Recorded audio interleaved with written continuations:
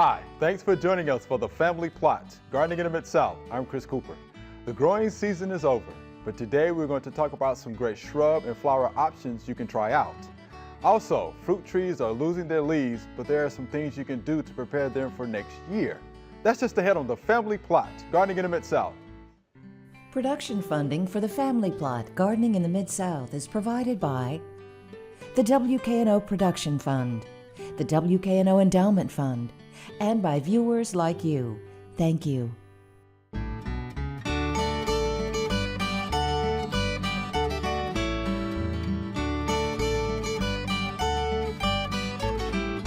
Welcome to the Family Plot. I'm Chris Cooper. Joining me today is Joellen Dimond. Ms. Joellen is the TSU Extension Agent in Tipton County. And Mr. D is here. Howdy. Thanks for joining us. Good to be here. Hi, Ms. Joellen. Let's talk about some shrubs that folks should try out. So let's start with viburnum, because I know you like viburnums, right? Yeah, I like viburnums. And viburnums are actually a fairly common shrub. Okay. But a lot of people don't know about them. The reason why they're not more popular is because most of them are very large. Okay. And so it's kind of hard to put, people want foundation plants and things that are small. Well, but sometimes it takes a large shrub, in the back corner of your lot or somewhere. And viburnums would be an excellent addition. There are all different kinds. There's one thing that's true about viburnums, that they're not all alike. As related as they are, they can be trees, shrubs. They can be evergreen. They can be semi-evergreen. My goodness. They can be deciduous. Look at Mr. D. He's like, wow. Yeah, I'm with you on that, Mr. D. And they can be large, up to 60 feet tall, and they can be short to 3 feet. Oh, okay. So, I mean, it's quite a range. There's a huge range of viburnums. So, consequently, there's probably one that'll fit your situation, no matter what you're looking for. And we'll talk about a few of them. Okay. But first, the things that they have in common. They all have white or pink flowers, and they bloom in the spring. Okay. They all have red fruit that turns to purple if the birds don't eat it first. So it's a good shrub for birds if you want to feed birds, so it's good for that. Some of the smaller varieties, though, don't always have berries in flowers. Okay. I don't know exactly why, but sometimes it's not reliable for flowering in berries on some of the smaller varieties. Okay. They like full sun. They like light shade, and they can grow in some pretty dark shade, but they probably won't bloom, and they probably won't have berries. Right, makes sense. And they won't grow a whole lot, so they won't get huge in shade. One of the best things about them, though, is they are very tolerant of soils in general. Oh, that's a good thing. That's good for us here in the Mid-South, because we don't have the greatest soils for air and water movement. Okay. Because it's such a tight soil. But one thing they don't like is wet feet. So they don't like the roots to stay wet. So you can't put them in an area that holds water. So you have that problem, you got to raise them up because they don't want to have wet feet. Okay. But other than that, they're not particular. Which is really good. Can you handle that, Mr. D? They sound pretty temperamental to me. I tell you. Well, let's talk about some varieties. There's one called Viburnum davidi, or David viburnum. It's the smallest one. It's about 3 feet tall. Oh, okay. And it's fairly common in the trade. You see it in garden centers occasionally here and there. Okay. It will be good for a foundation plant because it doesn't get very big. Mm-hmm. Well, evergreen? It's evergreen. Mm-hmm. Yeah, that one is evergreen. The next one I'm going to talk about, the Viburnum carlesi, was the first viburnum that I fell in love with. But it is deciduous. It loses its leaves. Okay. But look at all you get, besides the wood in the winter, which is interesting. And it is a fairly large shrub. We're talking maybe up to 8 feet or so. So it's a big size shrub. But in the spring, it blooms, and it has round spheres of blooms that are white and pinkish and fragrant. So can you imagine that large shrub with fragrance? And you can smell it ways away. So that's why I had fallen in love with it. And it has gorgeous green foliage in the summertime. And then in the fall, it has nice fall color. Even So I better. mean, it really is a very versatile plant, but it's big and it likes sun, so you got to give it some sun for all that nice, wonderful blooms. Makes sense. So that's one. And then there's one that is also grown for its bloom and its fruiting. It's the double file viburnum. I've seen those. Viburnum plicatum tomentosum. And it's got horizontal branching, and the flowers stand up along the top of the stem. They're lace caps along the top of the stem. And then those turn into red berries. And so they're Yeah, those are very, pretty. I've very seen those. pretty and very popular. They are large too. So, I mean, you're going to give them about 8-10 feet. So, you know, these are not small shrubs. And then there is the one viburnum, and it's a hybrid. Viburnum rototophyloides. All right. It's a leatherleaf viburnum, and that's what I have in my yard, which is this one here. And as you can see, it's like a leather leaf. It's very substantial. And this particular one blooms, pretty white blooms in the spring, and then it's semi-deciduous. So what it is the leaves will turn purple color, and they'll kind of cling unless it gets really, really cold, and then sometimes some of them will fall off, but it'll still have some clinging to it. And you know, you can see in ice storms and stuff, the leaves are the pretty, leaves though. are still little there puckered. and growing. I don't see any sign of insect or disease. This there. is, Yeah. I have Right. never had any problem with this viburnum. I don't know of any problems they have other than keeping their roots dry, that, you know, because they don't like wet feet. Sure. So other than that, I've seen no problems with these, which is why I don't understand why they're not so popular. But, you Almost know, looks like a little tobacco plant. The leaves do look a lot. well, if you Quite feel like it, that. they're real leather, and across there's little spines on these too. That may be And why insects don't bother it. Maybe Probably. that, and you know, I don't think deer eat this particular one because it's just so spiny. And if you handle you know, it, you mentioned earlier about if you handle it. Can you get handle it. something You don't want to rub your eyes on it. because it's these little, everything they have on them is just real fuzzy, and they can be sharp and irritating. But it's a beautiful plant. It grows. It's nice, stiff. The large leaves make a nice texture difference in the landscape, and I really like it. All right. So, Joellen, let's talk about asters. Asters. Yeah. Large family of asters, and not only in the United States, but across Eurasia and Europe. Okay. So it's a large family. They have done a lot of scientific research on asters because they are so popular.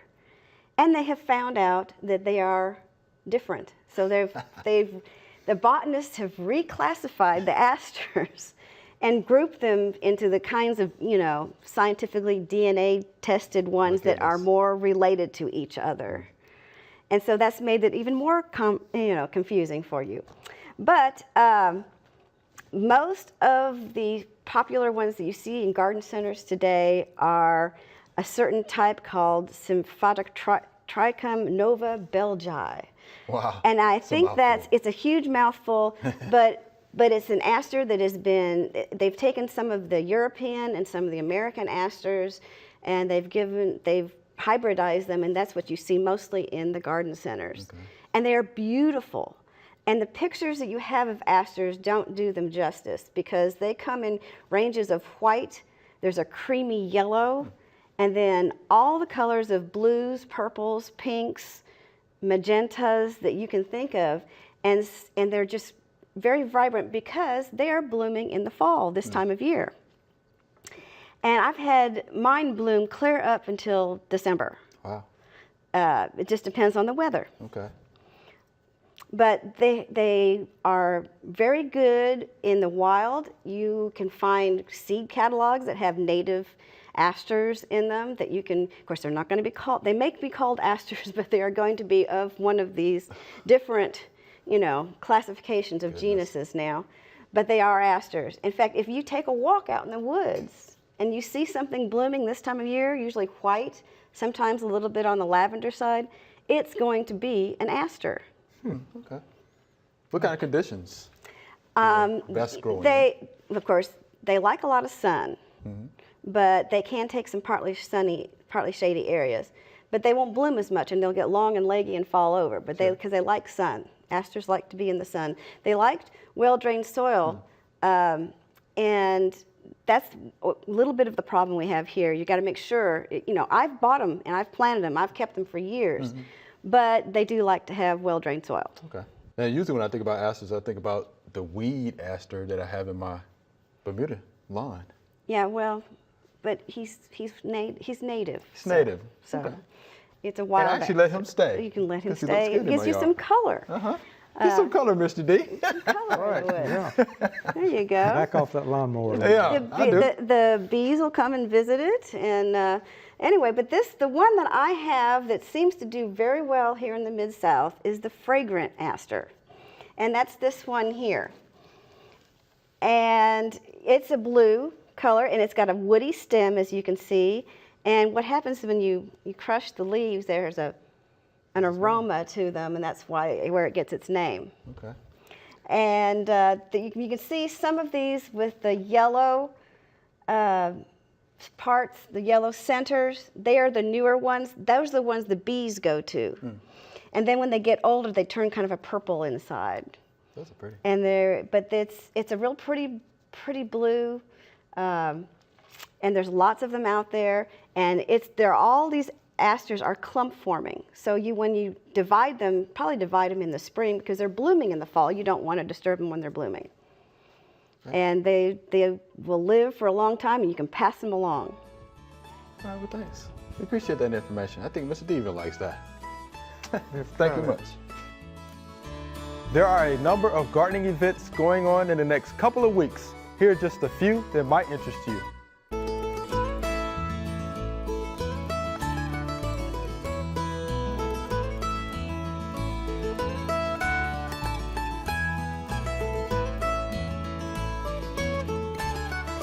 All right, Mr. D, fall fruit tree care. What do we need to know?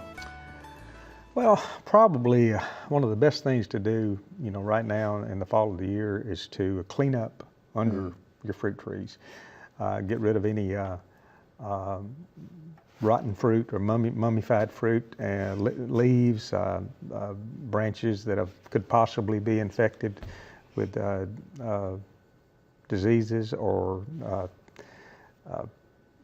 if you had a problem with fire blight. We had a lot of fire blight pressure this year with all the rain that we had.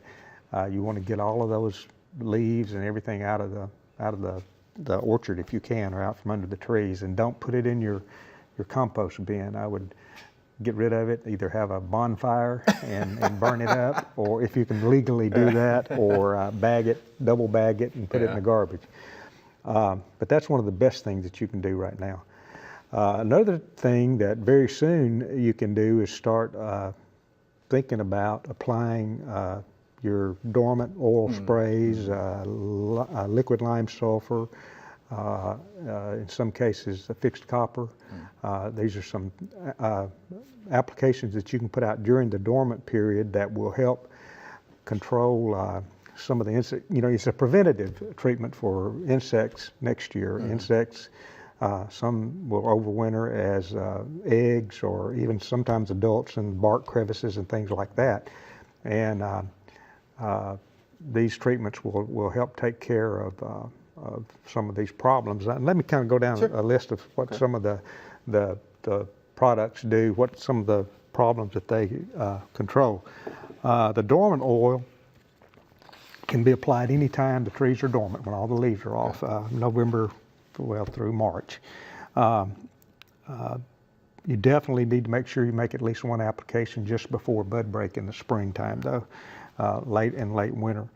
You need to follow the label directions on temperature restrictions. Temperatures, if it's a real cold freeze coming, that can create a problem. Okay. So you need to apply it when the temperatures, if you put it out when the temperatures are below 35 degrees, you might damage the bark. But the dormant oil will control aphids, scales, spider mites, and many other insects by desiccating or smothering the eggs and larvae. Sure. So that's what your dormant oil will do. Lime sulfur is more for fungal diseases and bacterial diseases. So if you've had a problem with fire blight, scab, bacterial blights, and anthracnose, lime sulfur is the product that you need to do, and probably 2 or 3 applications over the winter time, early in the winter, middle of the winter, and then late winter. Okay. Would be a good idea on lime sulfur. Any temperature requirements for the lime sulfur? Don't see anything on that. Fixed copper controls canker, a fungal disease, and you may want to make a couple of applications of that if you've had a problem with canker, primarily on peaches and plums in our area. Yeah, but if you don't have peaches and plum trees, then you don't have to worry about the fixed copper. Let me ask you about this though, going back to the fixed copper and the lime sulfur. Do you do one or the other, or you do them both? It's best to do them both. Both? Okay. If you have peaches and plums. Now, Oh. of course, the copper is only for peaches and plums. The liquid lime sulfur, that would be on all of them. Okay. Apples, pears, peaches, plums, Right. nectarines. But you wouldn't mix the two together, would you? Or would they have to be separate applications? That's a very good question. You know, I don't really see a reason why you wouldn't mix those together. Okay. I would see why you wouldn't want to mix them with a dormant oil. Yeah. Because you might affect the consistency of the dormant Right. oil. But I really don't see a problem with mixing the fixed copper with liquid lime sulfur. I don't see a problem with doing that. And that would reduce the number of times you're out there spraying. Right, it sure about would. 50%. It sure would. Yeah. One thing that you see a lot of fruit growers do is they'll paint the base of their tree with white latex paint. I've seen that. And what you're trying to do is to avoid freeze injury, avoid on the southwest side of that plant. Even any time during the wintertime, if it's real cold and it thaws, the sun thaws the cambium layer or the bark, and then it refreezes that night, it can cause that bark to split. Right. And mixing just white latex paint on, mix it with water, cut it 50%, 1 part paint, 1 part water, and then you paint the trunk, and that will act as a sunscreen, and basically repel the sunlight and keep that from happening. And you can, the commercial growers I've known will put a rubber glove on and then a cotton glove and just put their hand in the paint and just, go up, 20, 30 inches, you don't have to go all, you don't want to paint the whole tree. Sure. But especially the lower part of that tree would be a good idea to do that. Okay. Also now is the time to be thinking about ordering and replacing fruit trees. I lost an apple tree this year. And what happened is I planted it in a little bit lower place than the other apple trees, and over time, soil had washed in around that apple tree, and as much as I preach against planting trees too deep, that tree actually soil settled in around it, and I got a windstorm. I noticed the foliage was much lighter than the rest of my fruit trees, and we got a little windstorm and it just blew the tree over. How about that? And I looked at it, and it was actually planted too deep. Wow. Or it wasn't planted too deep, but soil washed in around it, and the same thing took place. So that's good to mention. one thing you need to really be careful with. Okay. But think about going in order. You can order them from reputable nurseries and pick out your varieties and go ahead soil test. Yeah. If you're going to plant any, and make sure you get the pH right. pH needs to be pretty high for almost all fruits except for blueberries. And and if you're going to plant blueberries, you need to get the pH down. Right. Make it acid enough to burn the soles off the bottom of your shoes. Pretty much 4.2 to 5.2 pH. Very low pH. All right, Mr. D, we appreciate that good information. Okay. Thank you, sir.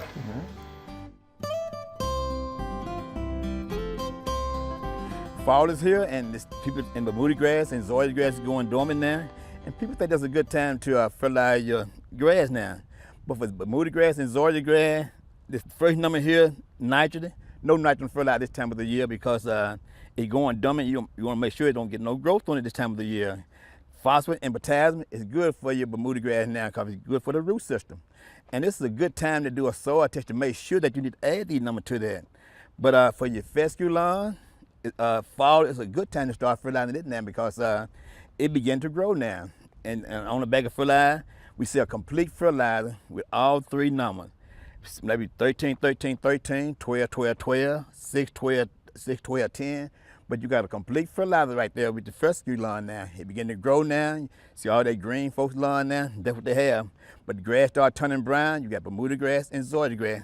Hold back on your nitrogen fertilizer. Give it phosphate and potassium, and it's good for the root system and also help fight off diseases. All right, so Q&A session. Y'all ready for these questions? Sure. Good questions, good questions. All right, let's start with the first viewer email. Can you identify this flower? And this is from Miss Sandy. So, Miss Joellen, do we know what that flower is? After some research, yeah. Okay.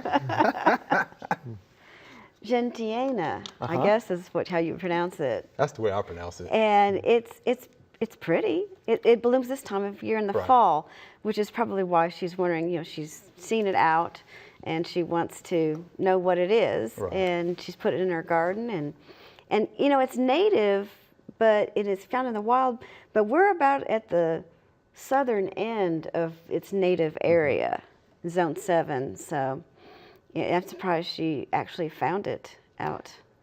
Right, it is a herbaceous perennial. I did talk to Miss Sandy. She told me she was out walking her dogs in the woods. Where does she outside live? of Bartlett. Okay. And she happened across this beautiful plant. She dug it up, brought it home, put it in her landscape, and wanted to know, what is it? Yeah. All right. And that's how most, hybrid plants and plants get in neighborhoods, because you find it out and you bring it in and they hybridize them. And the fact that it's blooming this time of year should make it start to be very popular. Right, it should. Plant. It should. And of course, conditions, rich, cool, moist, well-drained, acidic soils. That's true. Right? You get, but there's a lot of landscapes that fit that description. We just got to replicate what was found in nature, where it was found in nature. All right. And we can grow it. We can grow it. So there you have it, Miss Sandy Gentiana, right? Gentiana. Gentiana. All right, here's our next viewer email. Should I prune my gardenia before I cover it for the winter? My grandfather did that, and his were always so healthy looking. My bush is tall, but not too full. I thought maybe it would increase the branches in the spring. Am I wrong? And this is from Miss Edwina. So she wants to prune her gardenia before she covers it for the winter. I don't think that would be a very good idea, since gardenias normally bloom on the second year growth. So she's cutting off the blooms for next year if she trims it.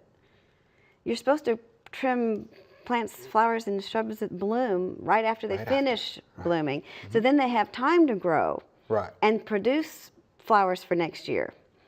My parents had one, and it kept dying down every year, and my mother loves gardenias, so they dug it up, put it in a pot, and they rolled it in and out of the garage. Smart. I mean, and they had beautiful shrubs. There are hardy varieties, hardy gardenias now, and they're smaller. They're much smaller varieties than the older ones that are huge. So she might want to try one of those, but I understand it's not thick as she wants it, but maybe next year, after it finishes blooming, she should trim it and fertilize it and make sure it gets enough nutrients. And I don't know how much light it's getting. They need quite a bit of light to be able to produce all that nice green foliage and blooms. Okay. Anything to add to that, Mr. D? I don't know of anything that needs to be pruned this time of the year, really. This is normally, your pruning shears need to be oiled and greased and sitting up on the shelf waiting for late winter. They don't need, you need to put them up. Right. I just don't know of anything that does well unless you're trying to kill something. If you want to kill something, prune it now. Prune it. Prune it now. Yeah. Got that right. Stress it really good before it goes into the winter, and maybe you'll kill it. And some things you want to try to kill. Kudzu. Yeah. Now is a really good time to prune kudzu if you want to kill kudzu. This is true. Yeah. Japanese privet? Japanese Privet? privet? Yeah. Anything you want to kill now is a good time. It'll really stress it. All right. Yeah, we don't want to stress that gardenia, Miss Edwina. No, we So don't. there you have it from Miss Joellen. All right. But I do have another question for that. Okay. Say she doesn't prune it. Do gardenias need to be covered up for the winter? Well, yes and no. It Okay. depends on what kind she has. Ah, okay. And if she normally covers it, I don't know where she's at in the part of the country, but maybe it is that she needs to cover it up. If she's not digging it up and putting it inside, it's one of those that could, is hurt by the really cold temperatures and not one of the hardy ones, then maybe it does need to be Miss Edwina may be from Buffalo, New York. Yes, Don't never know. Right? All right, thanks for that question, Miss Edwina. All right, so Mr. D, Mr. Joellen, we out of time. That was fun. We out of time. Thank you. Remember, we love to hear from you. Send us an email or letter. The email address is familyplot@wkno.org, and the mailing address is Family Plot, 7151 Cherry Farms Road, Cordova, Tennessee 38016. Or you can go online to familyplotgarden.com. That's all we have time for today. We only have one episode left before we go dormant for the winter. To get a jump on next year's season, head on over to familyplotgarden.com.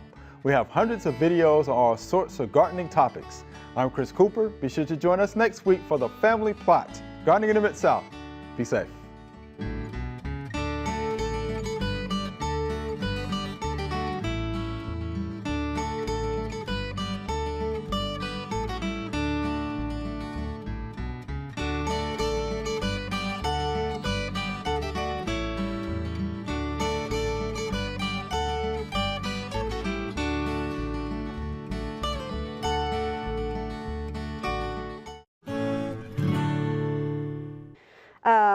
Some of the smaller varieties, though, don't always have berries in flowers.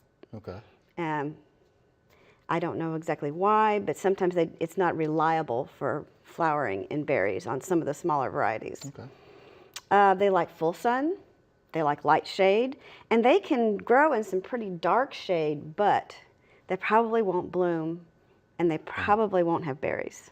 Right, makes sense. And they won't grow a whole lot, so they won't get huge in shade. One of the best things about them, though, is they're very...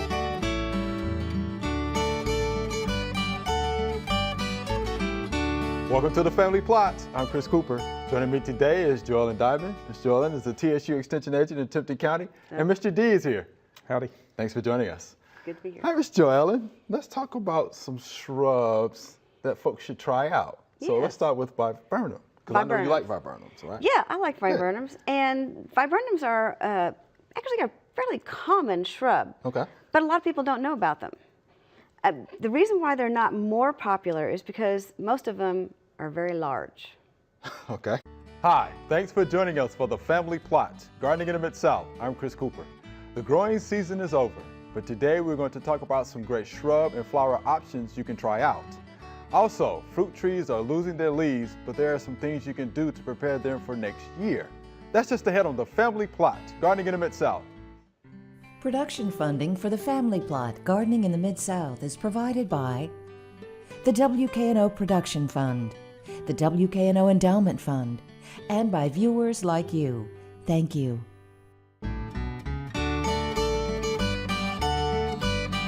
And so it's kind of hard to put, people want foundation plants and things that are small. Well, but sometimes it takes a large shrub, in the back corner of your lot or somewhere. And viburnums would be an excellent addition. There are all different kinds. There's one thing that's true about viburnums, that they're not all alike. As related as they are, they can be trees, shrubs. They can be evergreen. All right. They can be semi-evergreen. My goodness. They can be deciduous. Look at Mr. D. He's like, wow. Yeah, I'm with you on that, Mr. D. And they can be large, up to 60 feet tall, and they can be short to 3 feet. Oh, okay. So, I mean, It's quite a range. There's a huge range of viburnums. So, consequently, there's probably one that'll fit your situation, no matter what you're looking for. And we'll talk about a few of them. Okay. But first, the things that they have in common. They all have white or pink flowers, and they bloom in the spring. Okay. They all have red fruit that turns to purple if the birds don't eat it first. So it's a good shrub for birds if you want to feed birds, so it's good for that.